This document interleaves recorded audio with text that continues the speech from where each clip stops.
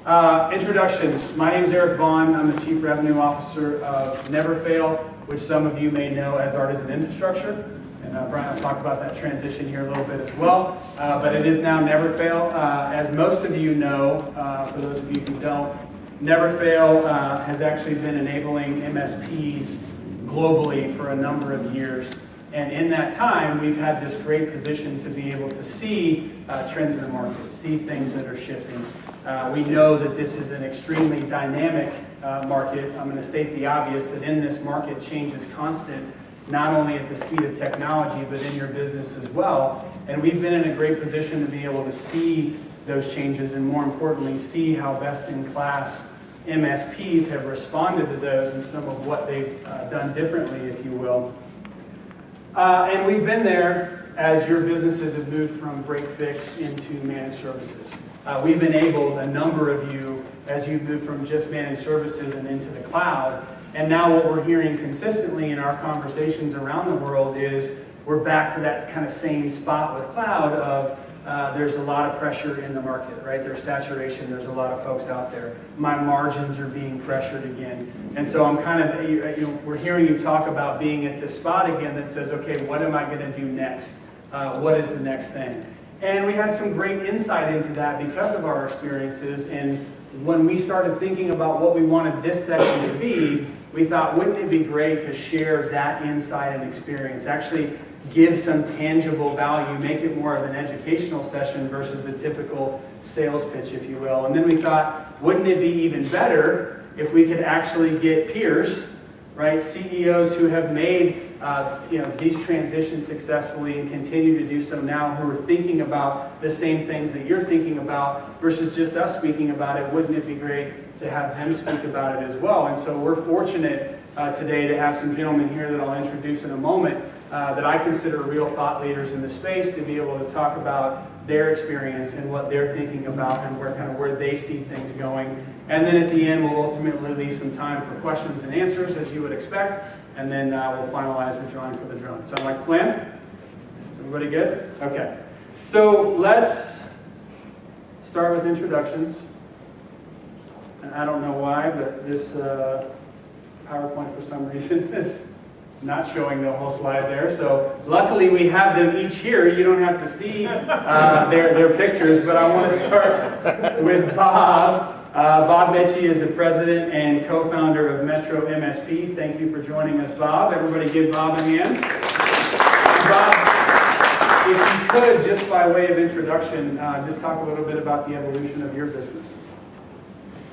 Metro MSP started back in 2010. Break fix like everybody else. I was working with somebody else, spun off and built Metro from scratch. We've been constantly growing and adding stuff. But it's been slow. This year we just broke $500,000, so it was a good year, and we're on target. We're on target this year after looking at the numbers to do $720,000 if nothing changes. Great, thank you, Bob.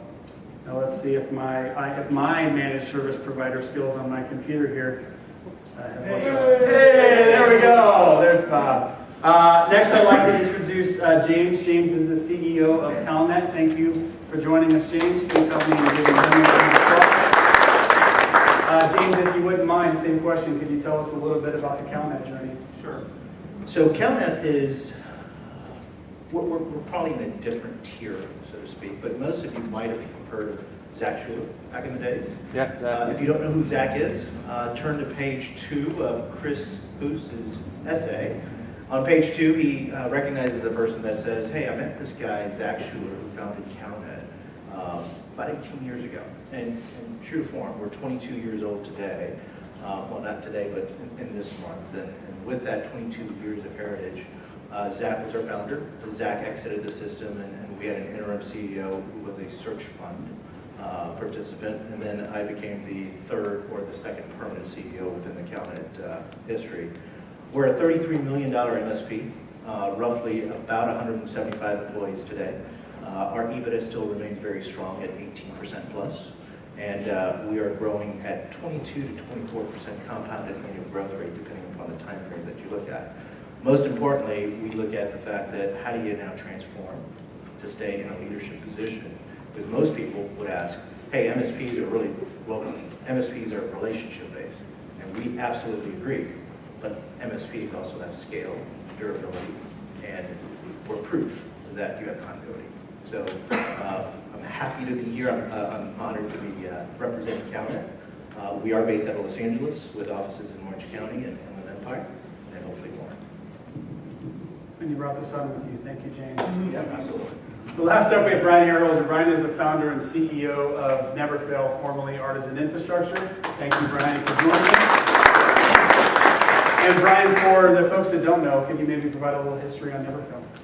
Yeah, so we started out or incubated as Artisan Infrastructure, and we were looking at this cloud paradigm years ago, and we were searching for a way to originally get into managed services and realized that there was a significant gap in the market for managed service providers choosing a cloud provider to serve the managed service provider and their cloud needs and moving forward.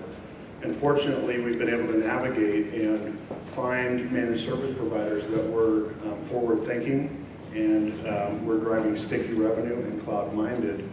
And being able to dial into these successful managed service providers such as CalNet that were growing fast, we were able to kind of tweak our products to be able to grow with them. And hence, our growth rate being what it has been because we've been able to kind of identify managed service providers with these forward-thinking mindsets and the portfolio of a cloud-first mentality. And we've been able to grow with those fast growers. Great, thank you, Brian. And for folks who just came in, there's still some seats up here. If you want to hang in back, that's cool. If not, there's some seats up here as well. So we've got a great panel. Really excited about the discussion. We're talking about how do you be growth-minded? What are the critical success factors? And as each of you can probably imagine, we could talk for days on every little sliver of this topic. So it was very important to try to come up with a structure, if you will. And so as we had conversations leading up to this, we decided to focus primarily on three of the key factors that we've identified as kind of driving MSP growth into the next phase, if you will. The first one being standardization. So we're going to talk a little bit about that. The second one we frame as getting sticky. From a revenue perspective, how do we move past the one-off projects and into more consistent continual revenue? And then the third critical success factor that we found in the kind of the leading or best in class, if you will, MSPs that continue to stay ahead of this curve and grow is exactly doing that, staying ahead of the market. How do you kind of see what's coming and where you're at and adapt quicker than the other folks in the space, if you will. So those are the three key areas. We're going to spend some time talking about each one, the first two specifically, and then we'll probably spend most of our time talking about number three, what's ahead, what's coming next, right? It's great to know where we've been in the past, but ultimately the real value is in understanding kind of what's the next phase and how do we stay ahead of it. So the first tip that we have, again, is standardizing, and I know that this is something that is not foreign to probably anybody in this room, but how do we get greater internal operational efficiencies? How do we drive down costs by standardizing from both a tool perspective as well as a solution perspective? And so, Bob, I'm going to ask the first question to you, if that's okay, which is, what role has standardization played in your business over the years? Standardization actually helped us make our techs more efficient. We actually joined the 20 about 4 years ago, 3 years ago when it started. And well, it's all about standardization and it just making everything the same. We actually had 3 different cloud platforms and we've pushed everything over to Never Fail at this point. Guys know one place to go, so it just works. Great. So from a cloud perspective, centralization, what about as you move through some of these other phases, when we look at the evolution of the MSP, some of the tools and the services that went from the break-fix phase into managed services. Cloud, you already kind of talked about the infrastructure piece of it. What about from an RMM, a PSA perspective, application connectivity? How has that changed over the years? Well, we're actually on a growth path right now.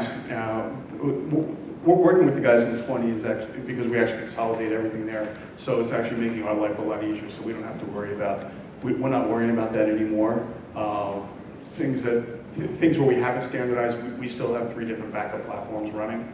We're working on standardizing that too, just to make life easier on the tech side.